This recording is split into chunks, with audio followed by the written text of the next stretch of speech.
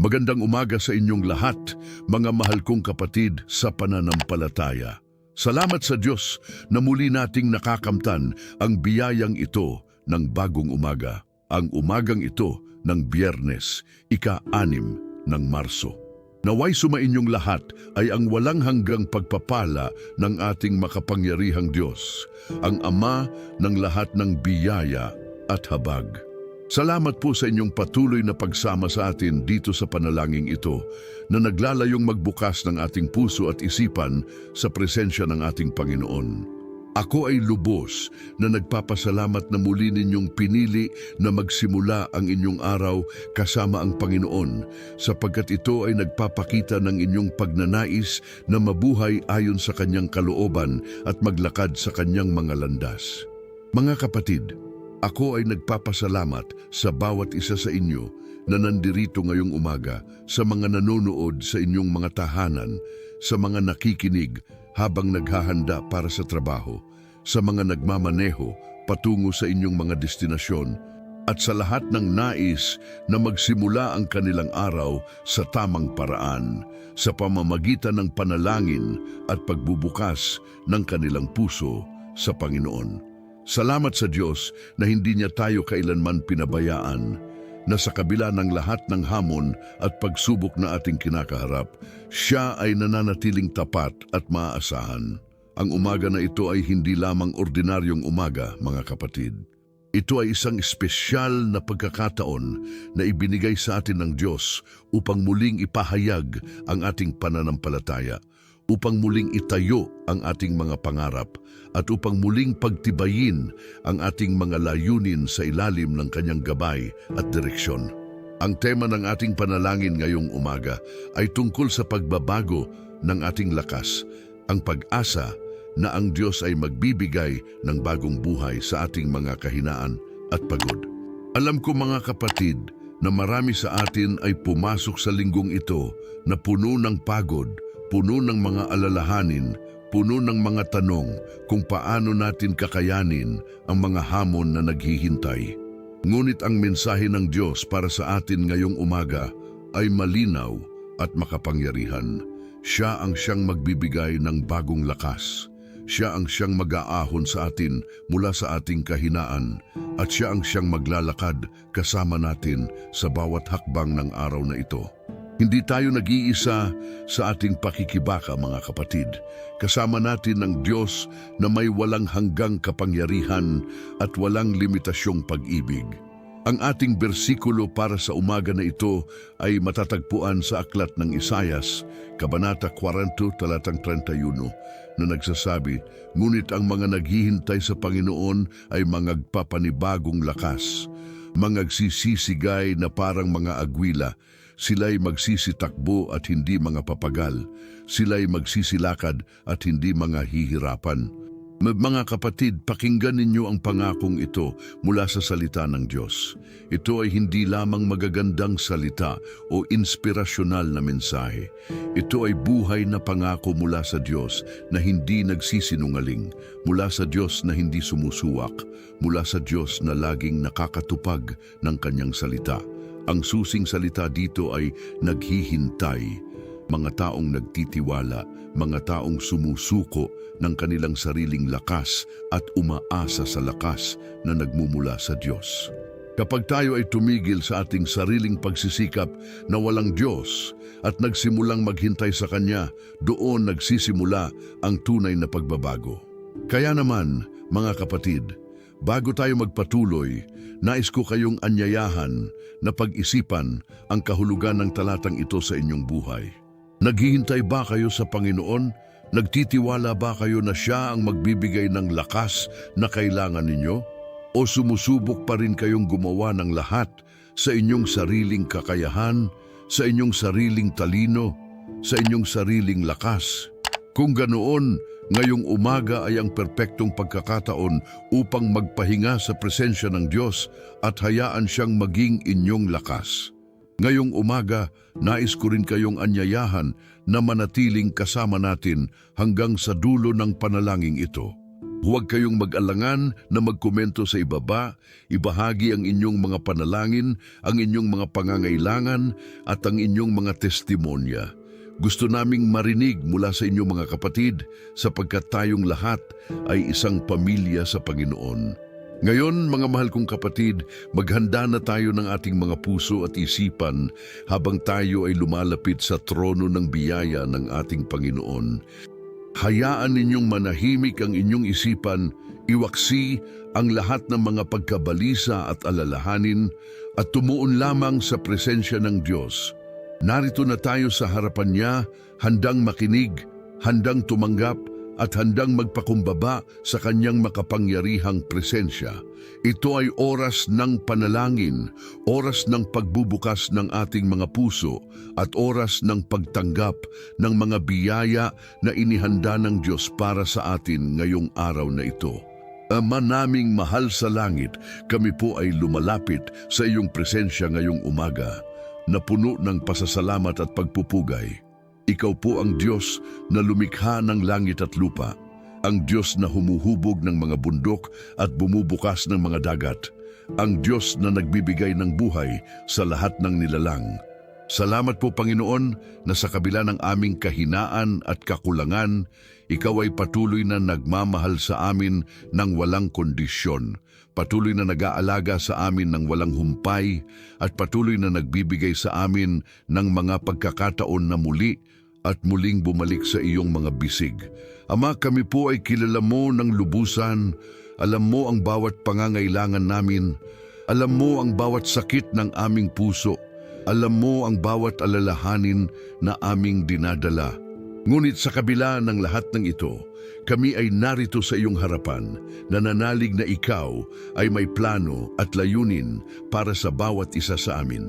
Salamat po, Panginoon, sa pag-aaruga mo sa amin kagabi, sa proteksyon mo habang kami ay natutulog, at sa pagbibigay mo ng bagong sigla ngayong umaga.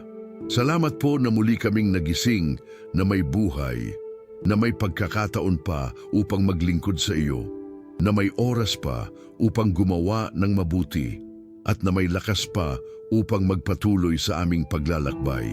Marami po, Panginoon, ang hindi na nakakita ng umaga na ito. Marami ang sumakabilang buhay kagabi. Marami ang naghirap. Marami ang dumaranas ng matinding sakit. Ngunit kami, Panginoon, ay pinagpala mo ng buhay na ito. Kaya naman, sa buong puso po, kami ay nagpapasalamat. Hindi po ito dahil sa aming kabutihan o kahusayan, kundi dahil lamang sa iyong walang hanggang awa at habag. Ama, kami po ay kinikilala na ikaw ay narito sa aming gitna ngayong umaga. Ang iyong presensya ay pumupuno sa lugar na ito, sa bawat tahanan na nakikinig, sa bawat puso na nagbubukas.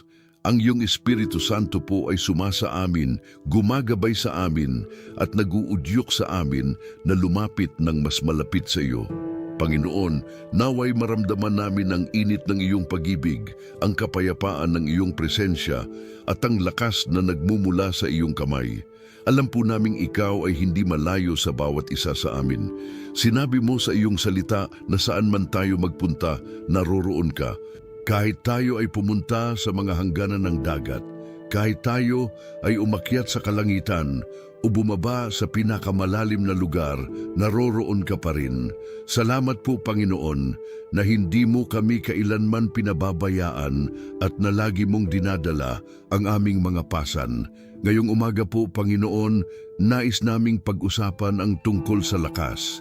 Ang lakas na kailangan namin upang harapin ang araw na ito, ang lakas na kailangan namin upang magpatuloy sa aming mga responsibilidad, at ang lakas na kailangan namin upang manatiling matatag sa gitna ng mga pagsubok.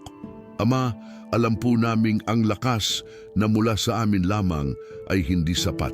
Ang aming sariling kapangyarihan ay may hangganan.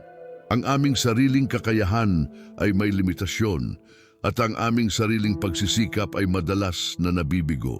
Kaya naman, Panginoon, kami ay lumalapit sa iyo ngayong umaga, hindi sa aming sariling lakas, kundi sa pananampalataya na ikaw ang magbibigay ng lakas na higit pa sa aming inaasahan.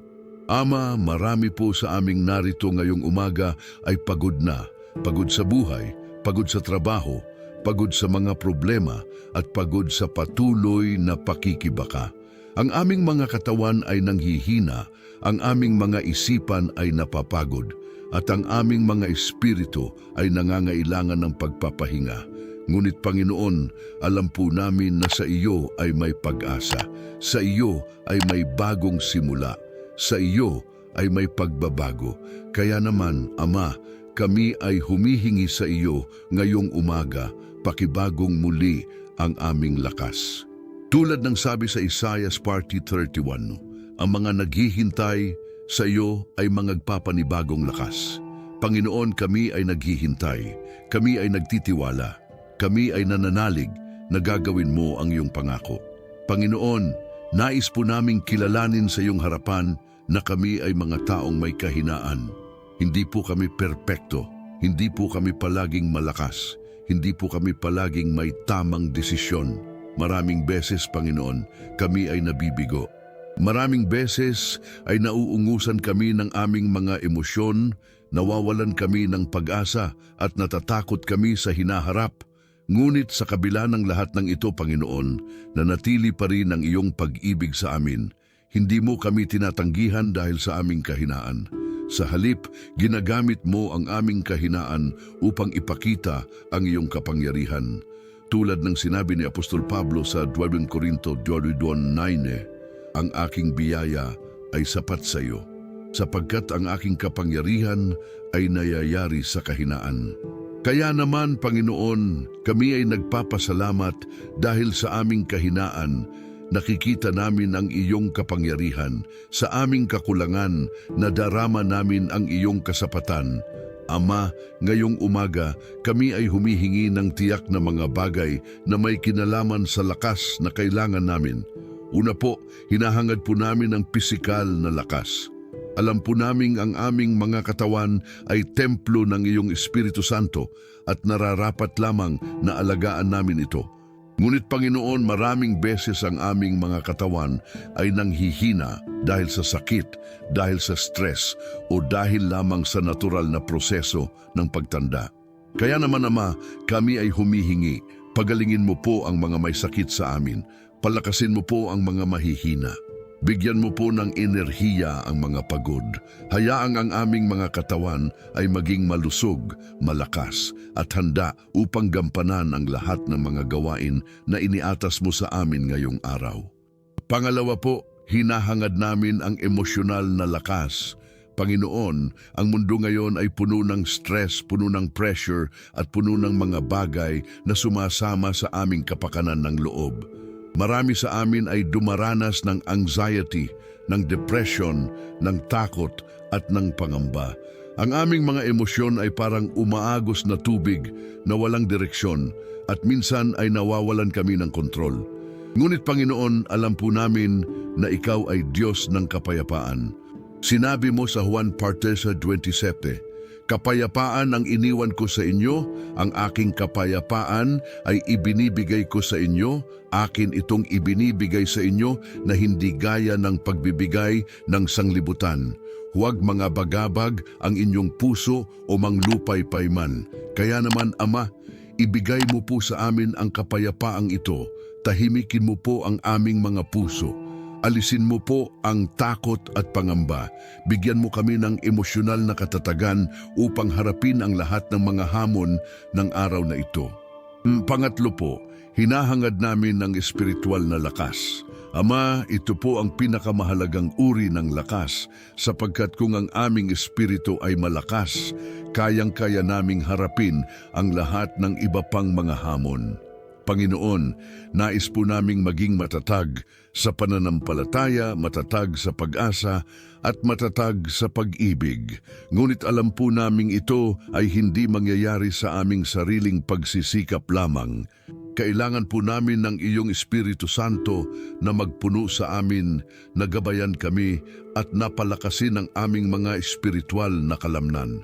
Tulad ng sinabi sa Efeso 3:16, upang kayo'y kaniyang pagkalooban ayon sa mga kayamanan ng kaniyang kaluwalhatian na magpakalakas ng kapangyarihan sa pamamagitan ng kaniyang espiritu sa sangkalooban ng tao. Panginoon, gawin mo po ito sa amin. Palakasin mo po ang aming espiritu upang kami ay makalakad ng tuwid sa iyong mga landas. Pang-apat po, hinahangad namin ang mental na lakas. Panginoon, ang aming mga isipan ay madalas na puno ng mga iniisip, mga alalahanin at mga tanong. Minsan ay hindi na namin alam kung paano mag-isip ng tama, kung paano gumawa ng tamang desisyon, o kung paano manatiling nakatuon sa mga bagay na mahalaga. Kaya naman, Ama, kami ay humihingi ng kalinawan ng isip. Alisin mo po ang mental fog na sumasakop sa amin. Bigyan mo kami ng kakayahang mag-isip ng malinaw, gumawa ng matalinong desisyon at manatiling nakatuon sa iyong kalooban. Tulad ng sinabi sa Filipos 4:8, sa katapus-tapusan, mga kapatid, ang mga bagay na pawang totoo, ang mga bagay na pawang kagalang-galang, ang mga bagay na pawang matuwid, ang mga bagay na pawang malinis, ang mga bagay na pawang kaibig-ibig, ang mga bagay na mabuting ulat, kung may anumang magandang asal at kung may anumang kapurihan, ay inyong isiping mabuti. Tulungan mo po kami, Panginoon, na panatilihing malinis at positibo ang aming mga isipan. Panglima po, hinahangad namin ang relasyonal na lakas. Panginoon, alam po namin na hindi tayo nilikha upang mabuhay ng mag-isa. Nilikha mo tayo para sa pakikipag-ugnayan, para sa pakikisama at para sa pag-ibig. Ngunit maraming beses, ang aming mga relasyon ay napipinsala dahil sa mga pagkakamali, dahil sa pride, o dahil lamang sa kakulangan ng komunikasyon. Kaya naman, Ama, kami ay humihingi. Palakasin mo po ang aming mga relasyon sa aming mga pamilya, sa aming mga kaibigan, sa aming mga kasamahan sa trabaho, at sa lahat ng mga taong makakasalamuhan namin ngayong araw. Turuan mo kami kung paano magmahal ng tunay, kung paano magpatawad ng lubos, at kung paano maging mabuting kasama sa lahat. Pang-anim po, hinahangad namin ang lakas na tanggihan ng tukso. Panginoon, alam po namin na ang kaaway ay gumagala tulad ng leon na humahanap ng sinumang kanyang malulamon. Araw-araw kaming kinakausap ng tukso, tukso na magkasala, tukso na sumuko sa tama, tukso na pumili ng madaling daan kahit ito ay mali. Ngunit Panginoon, ayaw po naming bumagsak sa mga tuksong ito, kaya naman bigyan mo po kami ng lakas na tumayo ng matibay laban sa kaaway.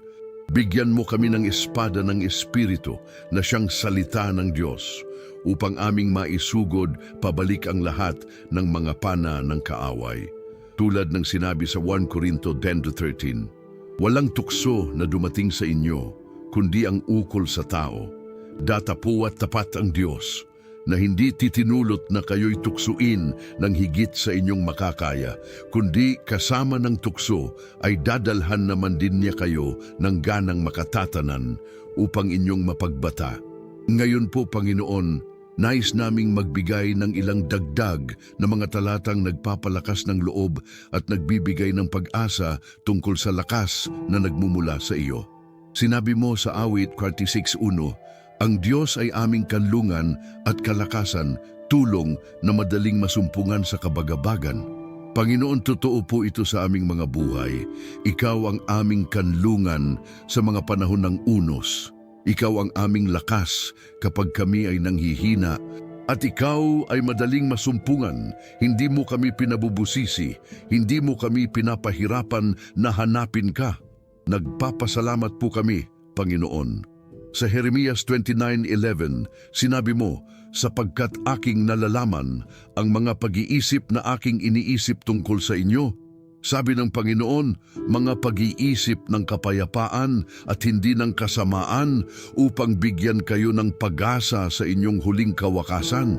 Panginoon, kahit noong kami ay hindi pa'y pinanganak, mayroon ka ng plano para sa amin. At ang planong ito ay hindi para sa aming pagkawasak, kundi para sa aming kabutihan. Salamat po, Panginoon, na ikaw ay may magandang plano para sa bawat isa sa amin ngayong araw. Sa awit 27:14, nasusulat, maghintay ka sa Panginoon, magpakalakas ka, at papagtibayin niya ang iyong puso. Oo, maghintay ka sa Panginoon. Panginoon, ito po ang ginagawa namin ngayong umaga. Naghihintay sa iyo. Hindi po kami nagmamadali. Hindi po kami nag-aambag ng sarili naming mga solusyon. Naghihintay kami sa iyo upang kumilos, upang magsalita at upang gabayan kami. Sa Filipos 4:13, idineklara ni Apostol Pablo, lahat ng mga bagay ay magagawa ko sa pamamagitan niya na nagpapalakas sa akin. Panginoon, ito po ang aming pananampalataya ngayong umaga.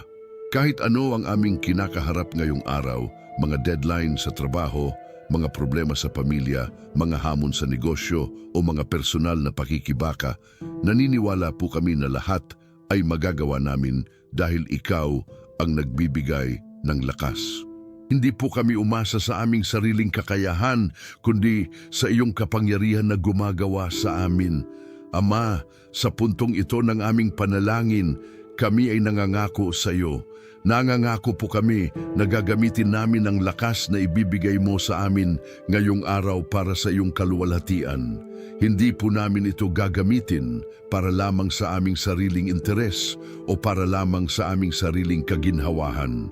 Gagamitin po namin ito upang maglingkod sa iba, upang maging bendisyon sa aming mga kapwa, at upang ipakita ang iyong pag-ibig sa mundo. Nangangako po kami na sa bawat hakbang na aming gagawin ngayong araw, kami ay magdadala ng iyong pangalan. Sa bawat salitang aming sasabihin, ipapakita namin ang iyong karakter. At sa bawat gawa na aming gagawin, ipapahayag namin ang iyong kabutihan. Ngayon po, Panginoon, nais po naming mag-intercede para sa iba, para sa mga taong mahal namin, para sa mga nasa pangangailangan at para sa mundong ito na lubhang nangangailangan ng iyong touching kamay. Una po sa lahat, kami ay nananalangin para sa aming mga pamilya. Panginoon, ang pamilya ay iyong naisip pa noong simula ng paglalang. Si Adan at Eva ay unang pamilya at mula noon ay patuloy mong ginagamit ang pamilya bilang instrumento ng iyong pag-ibig sa mundo. Kaya naman, Ama, kami ay humihingi, pagpalain mo po ang aming mga pamilya ngayong araw.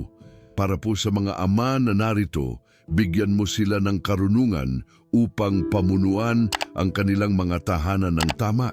Bigyan mo sila ng lakas upang maging mabuting halimbawa sa kanilang mga anak. Protektahan mo sila sa kanilang trabaho at bigyan ng probisyon para sa lahat ng pangangailangan ng kanilang pamilya. Para po sa mga ina na nakikinig ngayong umaga, salamat po sa kanilang walang sawang pag-aalaga at pagmamahal. Panginoon, alam po naming ang pagiging ina ay isa sa pinakamahirap na trabaho sa mundo. Kaya naman, bigyan mo po sila ng lakas na kailangan nila, lakas upang magmahal ng walang kondisyon, lakas upang magpasensya sa mga oras na mahirap, at lakas upang magturo sa kanilang mga anak ng tungkol sa iyo. Pagalingin mo po ang mga inang may sakit, aliwin mo ang mga inang nalulungkot, at pagpalain mo ang mga kamay ng mga inang gumagawa ng araw at gabi para sa kanilang mga pamilya. Para po sa mga anak na sumasama sa amin ngayong umaga, naway bigyan mo sila ng puso ng pagsunod. Turuan mo sila na igalang ang kanilang mga magulang, sumunod sa kanilang mga itinuro at lumaki sa pag-ibig at karunungan. Protektahan mo po sila mula sa lahat ng kasamaan, mula sa masasamang impluensya, mula sa mga taong may masamang hangarin at mula sa lahat ng uri ng panganib. Gabayan mo po sila sa kanilang pag-aaral, bigyan ng katalinuhan at buksan ang kanilang mga isipan upang matanggap ang lahat ng mabubuting kaalaman.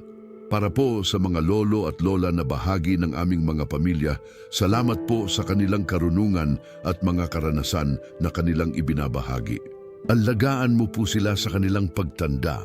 Pagalingin mo ang kanilang mga sakit at hayaang maramdaman nila na sila ay mahalaga at pinagmamalaki. Bigyan mo pa sila ng maraming taon upang makasama ang kanilang mga apo at makita ang patuloy na paglaki ng kanilang pamilya. Para po sa mga kapatid, mga pinsan, mga tiyuhin at tiyahin at sa lahat ng mga kamag-anak, naway palakasin mo ang aming mga ugnayan. Alisin mo po ang lahat ng away, misunderstanding at galit. Bigyan mo kami ng pagmamahal at pagkakaisa. Hayaang ang aming pamilya ay maging testimonyo ng iyong pagmamahal at biyaya. Panginoon, kami rin pong nananalangin para sa kalusugan. Alam po naming ang kalusugan ay isa sa pinakamahalagang biyaya na maaari nating matanggap. Kaya naman, Ama, kami ay humihingi ng kagalingan para sa lahat ng may sakit. Para po sa mga dumaranas ng matinding sakit ngayong umaga, yakapin mo po sila ng iyong pagmamahal. Alisin mo po ang kanilang pananakit. Yaong mga may malubhang karamdaman, cancer, diabetes, heart disease, stroke, kidney problems, Panginoon, ikaw ang dakilang manggagamot. Hipuin mo po sila ng iyong kamay ng kagalingan. Gawin mo po ang imposible at pagalingin mo sila ng lubos. Para po sa mga nasa mga ospital ngayong umaga, mga gumagaling mula sa operasyon, mga tumatanggap ng treatment, bigyan mo po sila ng mabilis na paggaling. Pagpalain mo po ang mga doktor, nurses at lahat ng medical staff na nag-aalaga sa kanila. Bigyan mo sila ng karunungan sa diagnosis, ng kasanayan sa treatment at ng puso ng malasakit para sa kanilang mga pasyente. Para po sa mga may mga hindi nakikitang sakit, depression, anxiety, trauma at iba pang mental health issues, Panginoon, alam po naming ito ay totoo at mahirap din. Kaya naman, hipuin mo po sila. Pagalingin mo ang kanilang mga puso at isipan. Alisin mo ang dilim at magdulot ng liwanag. Bigyan mo sila ng pag-asa at dahilan upang magpatuloy.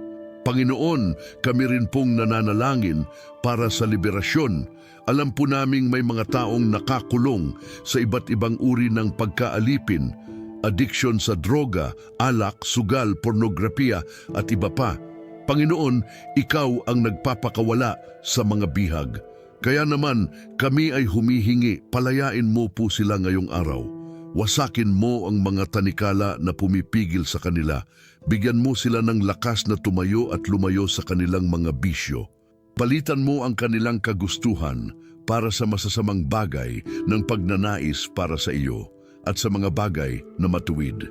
Para po sa mga nabibiktima ng mga masasamang espiritu, ng demonyong puwersa, ng mga sumpa at kulam. Panginoon, ipinapahayag namin ang iyong kapangyarihan. Sa pangalan ni Jesus, utos namin sa lahat ng masasamang espiritu na umalis. Walang kapangyarihan ng kadiliman ang maaaring tumayo laban sa pangalan ni Jesus. Kaya naman, Ama, protektahan mo po ang aming mga kapatid. Balutan mo sila ng iyong dugo. Lagyan mo sila ng hedge of protection na walang kaaway ang makakatawid. Ngayon po, Panginoon, nais po naming manalangin para sa mga tiyak na sitwasyon na kinakaharap ng aming mga kapatid. Para po sa mga walang trabaho ngayong umaga, mga naghahana ng employment, mga nag-apply dito at doon, ngunit patuloy na natatanggihan. Panginoon, alam po namin ang hirap ng sitwasyon, kaya naman kami ay humihingi. Buksan mo po ang mga pintuan ng oportunidad. Dalhin mo po sila sa tamang lugar, sa tamang oras at sa tamang mga tao.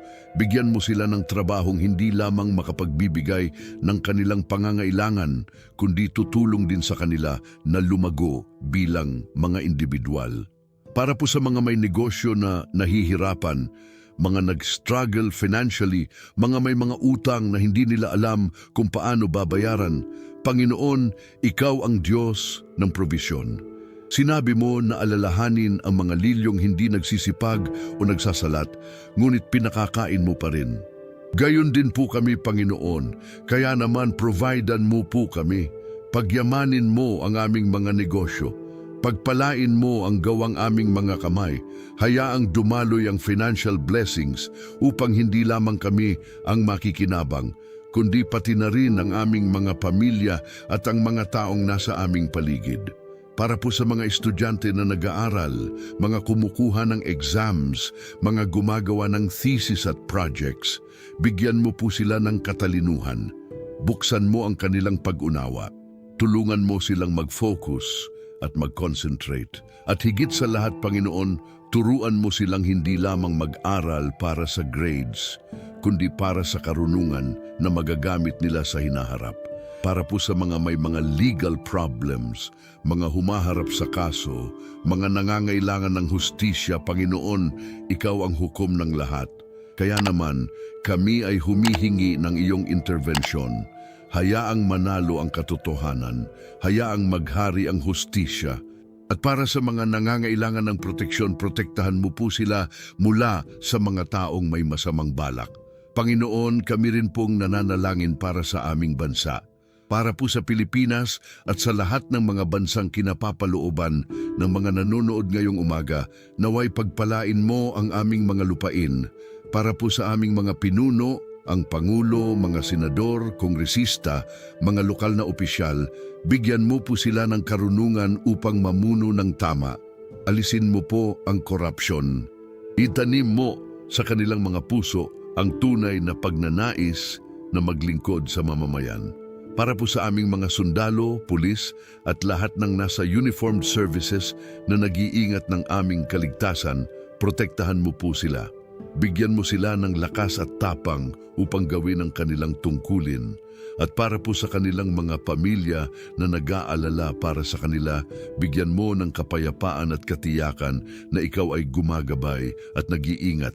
Para po sa aming mga guro na nagtuturo sa aming mga anak, mga nurse na nag-aalaga sa mga may sakit, mga social worker na tumutulong sa mahihirap, at lahat ng mga taong tumutulong sa lipunan, salamat po sa kanila.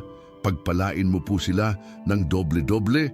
Bigyan mo sila ng lakas na patuloy na maglingkod kahit na madalas ay napapabayaan o hindi na-appreciate. Panginoon, kami rin pong nananalangin para sa iyong iglesia sa buong mundo. Para po sa lahat ng mga pastol, ministro, evangelista at church leaders, palakasin mo po sila. Bigyan mo sila ng mensahe na kailangan marinig ng mga tao. Protektahan mo sila mula sa attacks ng kaaway. At para po sa bawat miyembro ng church, bigyan mo ng unity, ng pagmamahal, at ng commitment sa misyon na iabot ang good news sa lahat. Para po sa mga missionaries na nasa malayong lugar, sa mga taong pumunta sa ibang bansa upang ipangaral ang ebanghelyo, protektahan mo po sila. Bigyan mo sila ng lakas, ng provisyon at ng mga taong handang makinig. Gamitin mo po sila ng dakila sa pagtatanim ng mga simbahan at sa pag-abot sa mga hindi pa nakakakilala sa iyo. Panginoon, nais po naming manalangin para sa mga hindi pa nakakakilala sa iyo. Para po sa mga taong patuloy na naglalakad sa dilim, mga taong walang pag-asa, mga taong nag-aakala na ang buhay ay walang layunin, Ama, buksan mo po ang kanilang mga mata. Hayaan mo silang makita ang iyong pag-ibig. Gamitin mo po kami, ang iyong mga anak, bilang instrumento upang iabot sa kanila ang mensahe ng kaligtasan. At Panginoon, hayaang ngayong taon ay maging taon ng malaking ani ng mga kaluluwa para sa iyong kaharian. Para po sa mga nanonood ngayong umaga sa komunidad ng channel na ito, salamat po sa kanilang tiwala at sa kanilang patuloy na suporta. Panginoon, pagpalain mo po sila ng doble. Sa bawat comment na isinusulat nila, sa bawat like na binibigay nila, sa bawat share na ginagawa nila, naway ito ay bumalik sa kanila bilang biyaya. Bigyan mo po sila ng mga testimonya. Bigyan mo sila ng mga dahilan upang magalak. At gamitin mo po ang channel na ito upang magdulot ng pag-asa, ng encouragement at ng pananampalataya sa maraming buhay. Ngayon po, Panginoon, nais po naming lumipat sa mas praktikal na aspeto ng aming mga buhay, ang provisyon at ang trabaho. Ama, alam po naming ikaw ay hindi lamang Diyos ng espiritual na mga bagay. Ikaw rin ay Diyos na nag-aalaga ng aming pangangailangan dito sa mundo. Kaya naman, Panginoon, kami ay lumalapit sa iyo ngayong umaga, hinihingi ang iyong provisyon para sa aming buhay. Sinabi mo sa Mateo 6:31-33, kaya't huwag kayong mga balisa na mga agsasabi, ano ang aming makakain? O ano ang aming maiinom? O ano ang aming maisusuot? Sapagkat ang lahat ng mga bagay na ito ay hinahanap ng mga hentil, sapagkat talastas ng inyong Ama na sa langit na inyong kailangan ang lahat ng mga bagay na ito. Datapuwa't hanapin muna ninyo ang kaniyang kaharian at ang kaniyang katuwiran, at ang lahat ng mga bagay na ito ay ipagdaragdag sa inyo. Panginoon, ito po ang gusto naming gawin ngayong umaga. Hanapin ka muna. Hindi po kami nagsisimula sa aming mga pangangailangan. Nagsisimula kami sa iyo. Nagsisimula kami sa pagkilala na ikaw ay siyang pinakamahalagang bagay sa aming buhay. At alam po naming kapag ginawa namin ito, lahat ng iba pang bagay ay susunod. Kaya naman, Ama, kami ay nananalangin para sa probisyon. Para po sa mga nangangailangan ng pagkain ngayong araw, bigyan mo po sila. Walang matutulog na gutom. Para po sa mga nangangailangan ng damit, ng bahay, ng transportasyon, ng gamot, Panginoon, you are Jehovah Jireh, ang Diyos na nagpo-provide. Kaya naman kami ay nagtitiwala na providan mo kami ayon sa iyong kasaganaan at hindi ayon sa aming kakulangan. Para po sa mga may mga negosyo, pagpalain mo po ang kanilang operations. Dalhin mo ang mga customers. Pagbutihin mo ang kanilang products at services. Bigyan mo sila ng mga ideas na magpapaunlad sa kanilang business. Para po sa mga empleyado, protektahan mo po ang kanilang trabaho. Bigyan mo sila ng favor sa harap ng kanilang mga boss. Hayaang ma-appreciate ang kanilang sipag at tiyaga. At para po sa mga self-employed, freelancer at lahat ng mga gumagawa sa kanilang sariling paraan, bigyan mo po sila ng regular na trabaho, ng consistent na kita at ng clients na makakabayad ng tama. Panginoon, kami rin pong nananalangin para sa karunungan sa pananalapi. Marami po sa amin ay may kita, ngunit hindi alam kung paano tamang pangasiwaan. Kaya naman, Ama, turuan mo po kami. Turuan mo kami kung paano mag-budget ng tama. Turuan mo kami kung paano mag-ipon para sa hinaharap. Turuan mo kami kung paano mag-invest ng matalino. At higit sa lahat, turuan mo kami kung paano maging mabuting katiwala ng lahat ng binigay mo sa amin. Turuan mo kami ng prinsipyo ng pagbibigay na mas pinagpapala ang nagbibigay kaysa tumatanggap. Hayaang maging generous kami, maging giving kami at maging blessing sa iba. Ngayon po, Panginoon, nais po naming gumawa ng mga propetikong deklarasyon batay sa iyong salita. Mga deklarasyon na naglalaman ng kapangyarihan, mga deklarasyon na maaaring baguhin ang aming mga kalagayan at mga deklarasyon na magpapalakas ng aming pananampalataya. Ama, ikaw ay nagsabi sa Isaiah 55:11, "Gayon ang aking salita na lumalabas sa aking bibig, hindi babalik sa akin na walang kabuluhan, kundi gagawin ng aking kalooban at yayari sa bagay na aking sinusugo."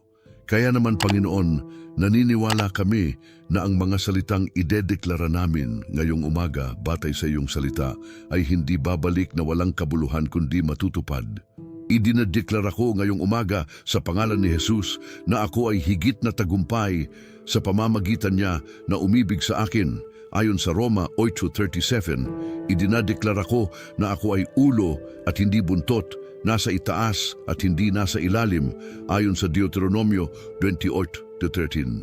Idinadeklara ko na binuksan ni Panginoon sa akin ang kanyang mabuting kayamanan, ang langit, upang magbigay ng ulan sa aking lupain sa kanyang panahon at pagpalain ang lahat ng gawa ng aking kamay, ayon sa Deuteronomio 28:12.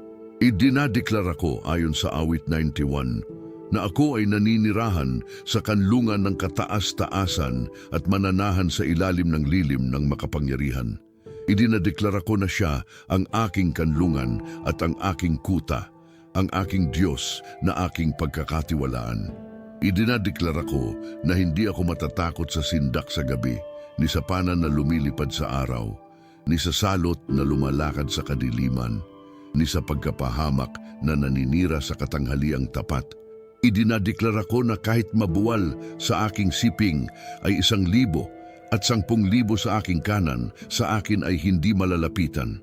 Idinadeklara ko na hindi ako titigilan ng anumang kasamaan at hindi malalapitan ng anumang salot ang aking tolda. Idinadeklara ko, ayon sa Filipos 4:19, na ang aking Diyos ay magbibigay ng lahat ng aking pangangailangan ayon sa kanyang kayamanan sa kaluwalhatian kay Kristo Jesus.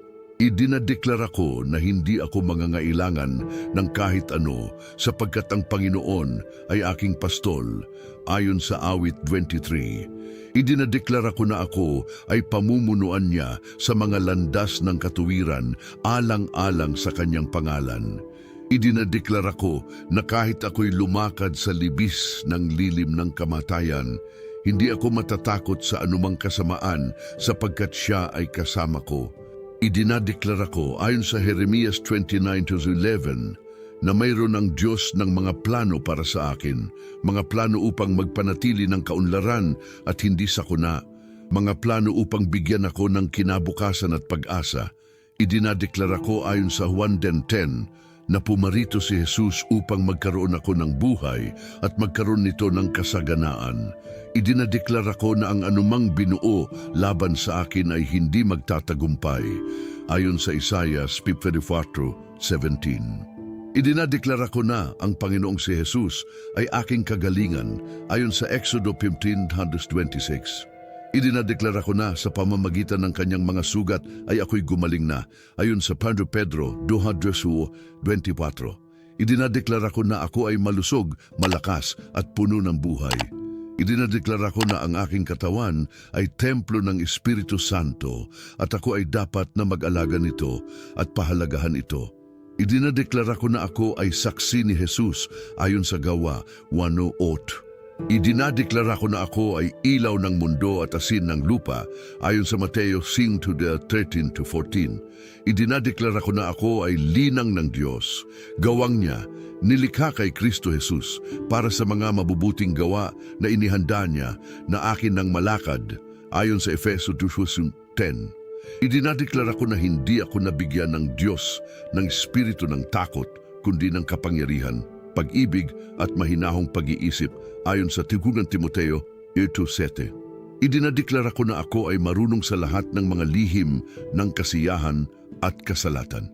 Sa lahat ng mga bagay ay natutunan ko ang lihim na kumain ng buhat at gutom, magkaroon ng kasaganaan at magdahop. Lahat ng mga bagay ay magagawa ko sa pamamagitan niya na nagpapalakas sa akin ayon sa Filipos 4:12-13. Idinadeklara ko na ang Diyos ay nagsisimula ng mabuting gawa sa akin at ipagpapatuloy niya ito hanggang sa araw ni Kristo Jesus ayon sa Filipos 1:6. Idinadeklara ko na ako ay minamahal ng walang kondisyon ng Diyos.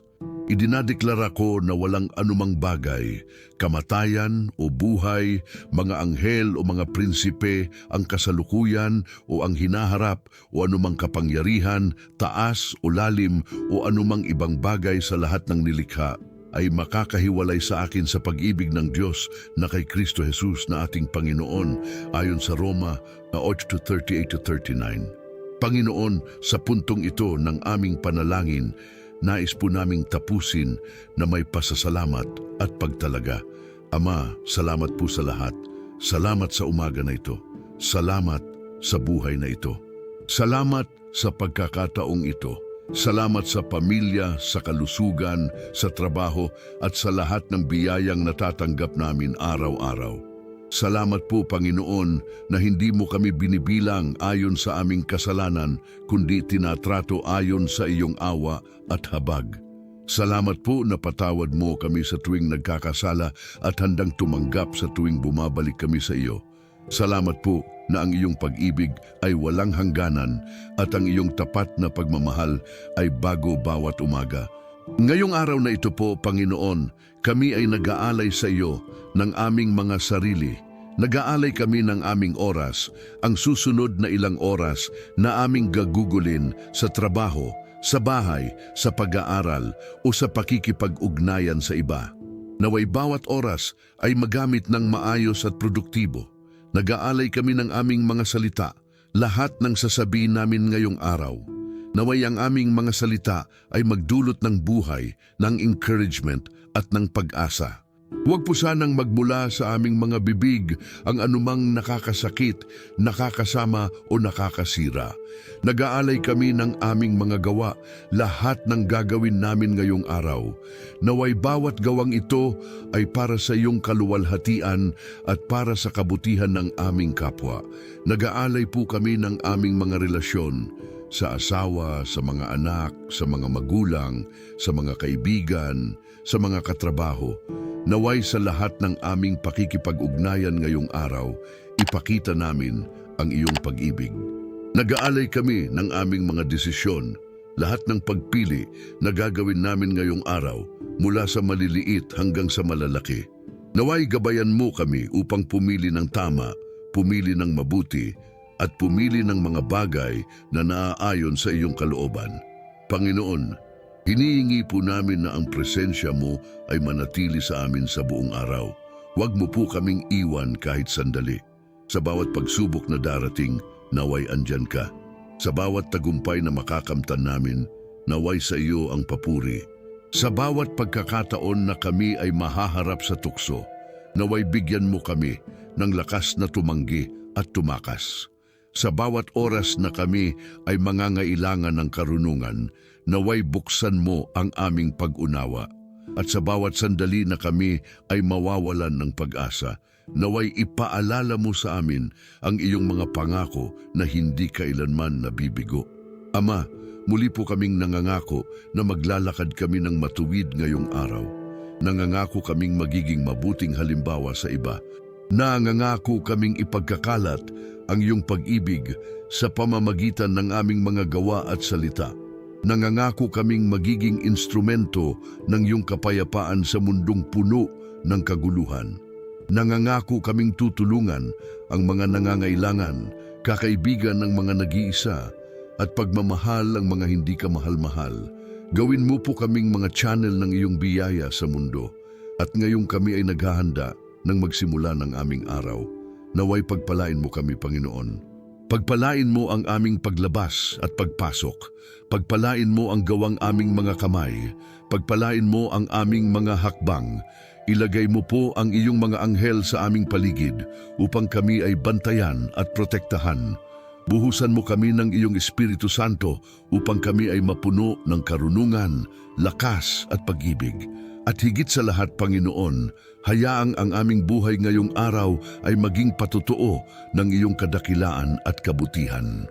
Mga kapatid, sa pagwawakas ng aming panalangin ngayong umaga, nais ko kayong hikayatin na manatiling malapit sa Panginoon sa buong araw na ito. Huwag ninyong kalimutan na siya ay kasama ninyo kahit saan kayo magpunta. Huwag ninyong kalimutan na ang kanyang pag-ibig ay sumasaklaw sa inyo. At huwag ninyong kalimutan na ang mga pangako niya ay totoo at maasahan. Kapag kayo ay nahihirapan, tawagin siya. Kapag kayo ay nagagalak, pasalamatan siya. At sa lahat ng oras, magtiwala sa kanya ng buong puso. Nais ko rin kayong anyayahan na magkomento sa ibaba at ibahagi sa amin ang inyong mga prayer request. Magsulat kayo ng Amen kung natanggap ninyo ang mensahe ng panalangin ito. Magsulat ng Nanalangin ako kung nais ninyong ipaalala sa amin na kayo ay bahagi ng panalangin komunidad na ito. At magsulat ng inyong mga testimonya kung paano ginawa ng Diyos ang mga himala sa inyong buhay. Gusto naming marinig mula sa inyo, mga kapatid, sapagkat ang inyong mga kwento ay nag-e-encourage sa iba. Kung hindi pa kayo nakasubscribe sa channel na ito, mangyaring i-click ang subscribe button at i-on ang notification bell upang hindi kayo makaligtaan ng aming mga arawang panalangin.